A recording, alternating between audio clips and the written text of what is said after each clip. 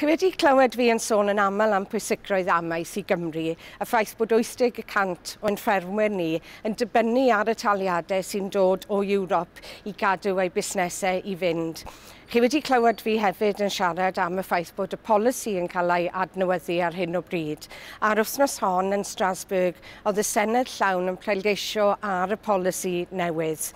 Roedd ni'n pleidleisio am dros 2 awr a hanner, dros 320 o welliannau, felly beth sydd wedi dod mas? You've often heard me referring to the Common Agricultural Policy, the fact that agriculture is important to Wales and that 80% of our farmers actually depend on the payments that come from Europe to keep their businesses going. And you've heard me telling you that the agricultural policy here is going to be reformed. It's been a long process, but this week in Strasbourg, the whole Parliament voted on the 4 reports that made up the reform of that policy. It has been a long process, and we were voting for over 2.5 hours. And I'm very pleased to say that to explain some of the main points of that vote is Alyn Smith, my colleague from the SNP in Scotland. Alyn's not only a member of the Agriculture Committee, but was closely following one of the reports as our group spokesperson. So it's a long process of working out exactly what the final result is, but what are some of the main advantages and disadvantages that have become clear? Well, Jill, it's great to be talking to you about this crucially important thing. I mean, I always say that if you talk about agriculture, some people are interested, but if you talk about food, everybody's interested. And if you talk about rural communities, it's so important that we make sure that we're targeting European support on small businesses, which is what farmers are, of course, looking after our environment, making sure that we're producing food. And I think we want to watch this week. I think we got a solid result. There's things that we're less enthusiastic about and things we'll need to sort out.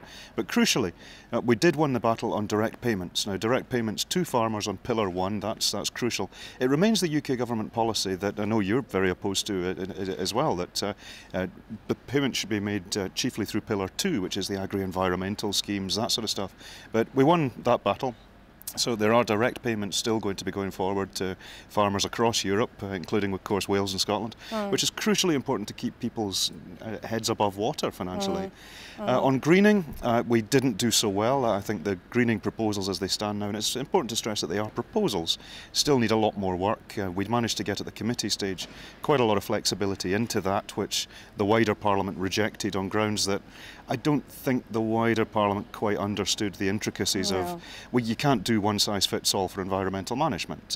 There was proposals for 3-crop rotation, for example. Now that works on some parts of Europe, but it certainly doesn't work up a hill in Wales. It certainly doesn't work up a hill in Scotland either. So the objectives need to fit the geographic and climatic reality on the ground. So we've got some job to do still with that, but this is the trialogue, as they're called, negotiations going forward now between the Parliament, the Member State governments acting in the Council and the European Commission, and I think we've got a solid result that we can build on.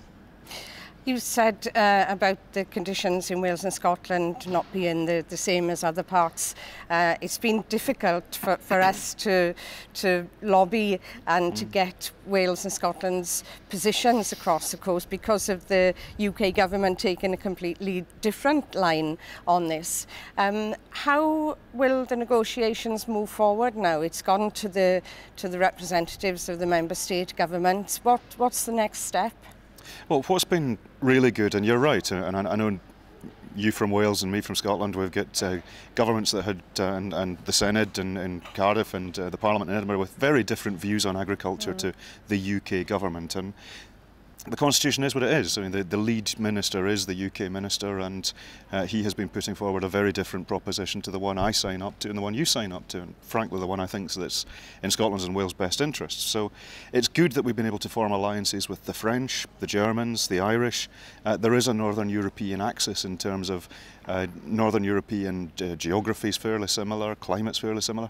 What's been really useful, of course, is the fact that the Irish hold the presidency of the EU at the moment. So Simon Coveney, the Irish minister, former MEP colleague of ours, of course, has been really good at bringing people into the discussion, not necessarily just sticking to the other ministers, but going to wider people. He's been valuing the Parliament's input a great deal, so we've been able to form alliances which, as I say, the UK government policy was to end direct payments. They've been defeated on that. Direct payments will be continued, and that's because the UK has been in a minority of really very small numbers within the Council, the other 26 member states, and within the Parliament they just weren't at the races. So we've been in the mainstream of European opinion on that. But what happens now is the meeting will go forward from the Parliament side. We'll be represented by our rapporteurs. I'll be one of the shadow rapporteurs for our group on that process.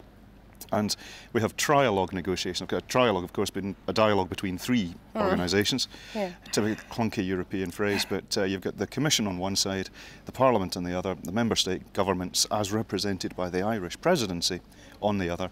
And I think there's a number of things we can iron out in this. So I'm pretty positive on balance. So it's not all over yet, and we've still got some lobbying to do, and we've still got some work to do. I'll be working closely with Alyn and following all these debates, but for now, thank you very much. And Alyn's been to Wales several times, but I hope you'll be coming back again very shortly. Certainly will, Croeso. Diolch yn fawr. Yeah.